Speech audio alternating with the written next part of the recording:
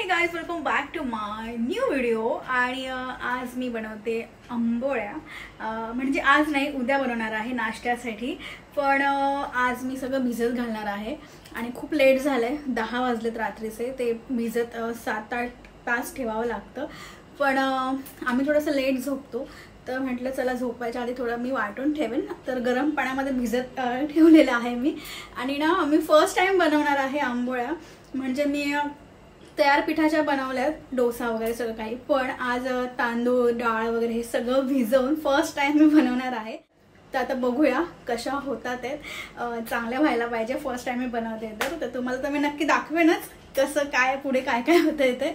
तर हे बघा, मी आता सगळं भिजत ठेवलेलं आहे. इकडे तुम्हाला मी दाखवते. इथे मी हे आहे उडदाची डाळ, त्याच्यामध्ये थोडीशी चण्याची डाळ आणि थोडेसे धने आणि मेथी दाणे आहेत, हे भिजत घातलेले आहे. आणि याच्यामध्ये आहेत तांदूळ, जुने तांदूळ आहेत. माझ्या सासूबाईंनी मला दिले होते गावावरून, त्यांनी आणले होते. तर जुने तांदूळ आहेत. 4 वाटी तांदूळ घेतले, 1 वाटी डाळ घेतले, असं सगळं काही प्रमाण घेतलं आहे. आणि हे सगळं एकदम परफेक्ट झालं तर मी नक्की तुमच्यासोबत शेअर करेन. ह्याचं सगळं एकदम अचूक प्रमाण सगळं शेअर करेन. पण एकदम छान व्हायला पाहिजे तरच मी शेअर करेन, नाही तर मी नाही करणार. तर बघू, आता भिजत ठेवलेलं आहे. सगळं काही मम्मीला विचारून केलेलं आहे.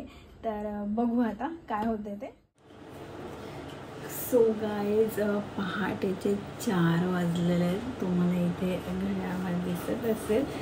आणि 4 वाजता मी हे जे भिजत घातलेलं आहे ते वाटते मिक्सरला.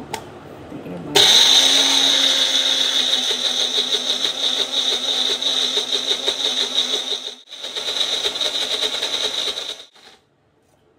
मी 10 वाजता भिजत घातलं होतं हे.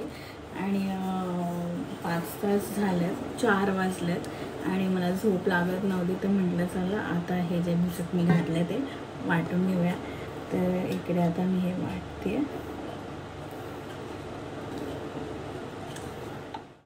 सो गाईज, दुसऱ्या दिवशी नाश्ता बनवण्यासाठी मी पीठ चेक केलं तेव्हा बघून तर मी खूप खुश झाले.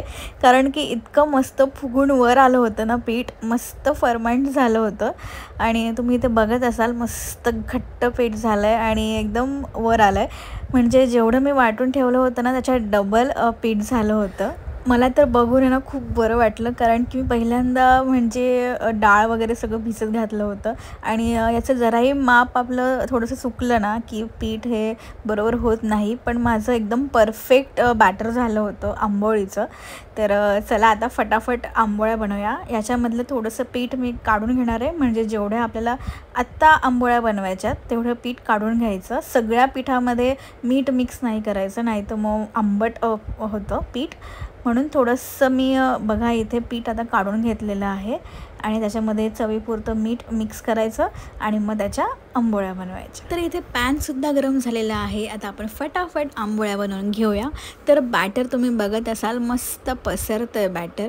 आणि मला ना जास्त जाडसर नाही आवडत आंबोळ्या, कारण की आंबोळ्या ह्या थोड्या जाडसरच असतात. पण मला थोड्याशा पातळ आवडतात. तुम्ही इथे बघत असाल अशा पद्धतीने मला आंबोळ्या आवडतात.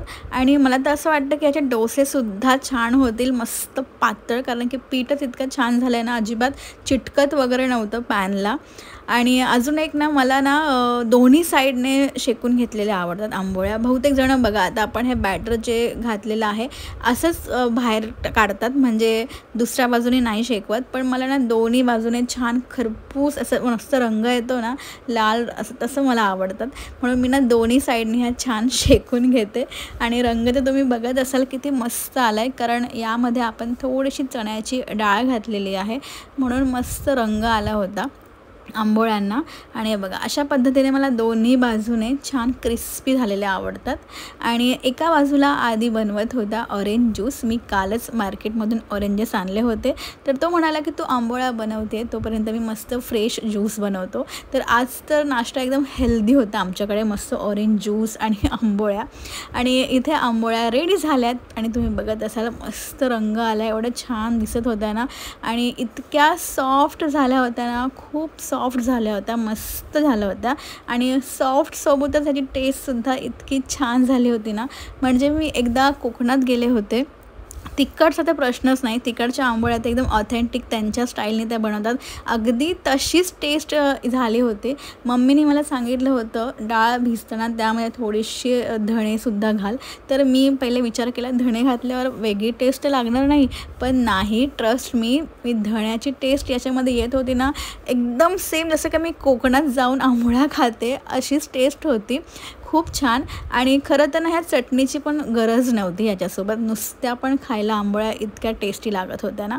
तर मी काय केलं, ब्रेकफास्टला तर आम्ही ही चटणीसोबत खाल्ल्या आणि नंतर संध्याकाळी ना म्हणजेच रात्री जेवताना मी मस्त चिकनचा रस्सा बनवला होता आणि चिकनच्या रश्श्यासोबत पण आंबोळ्या ह्या खूप छान लागत होत्या, मस्त लागत होत्या.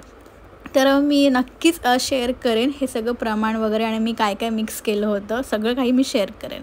आणि इथे ज्यूस पण रेडी झाला होता, मस्त आधीने बनवला होता ऑरेंज ज्यूस. आणि खरंच मला ज्यूस खूप आवडतो, ऑरेंज ज्यूस वगैरे, आणि मला फ्रेश आवडतं. जे पॅकेटमध्ये वगैरे मिळतं ना ते मला आवडत नाही.